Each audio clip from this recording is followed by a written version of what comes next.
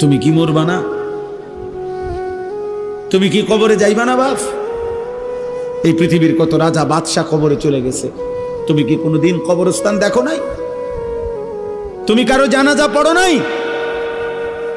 তুমি কি কোনো মানুষের লাশ দেখো নাই?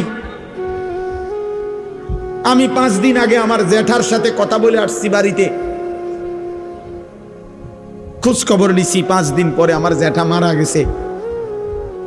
আমি জ্যাঠার দিকে তাকাইয়া বাড়িতে গিয়া দেখছি আমার এই সেই মানুষটা যার সাথে আমি কথা বলছি, উনি নাই, চুপ হয়ে গেছে, হাত নড়ে না, পাও নড়ে না।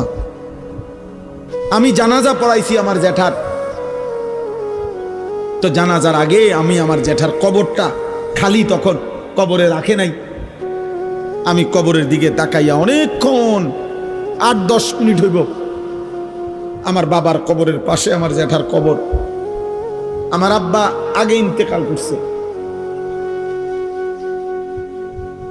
আমার জ্যাঠার কবরের দিকে তাকাইয়া অনেকক্ষণ খালি কবরের দিকে তাকাইয়া ছিলাম।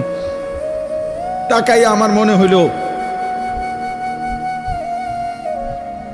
কবর যেন আমারে ডাক দিয়ে বলছে, আনিস,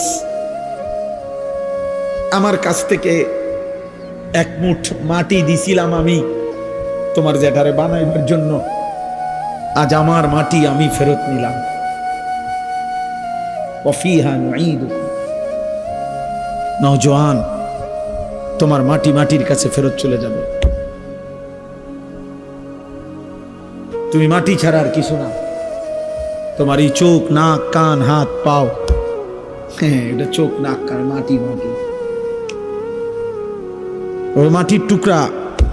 ওয়ালাকাদ খালাকনাল ইনসানা মিন সুলালাতিন মিন তিন। আল্লাহ বলছে শুকনো মাটি থেকে, ঠনঠনে মাটি, আমি সেখান থেকে মানুষকে সৃষ্টি করেছি। তুমি মাটির একটা টুকরা ছাড়া আর কিছু না।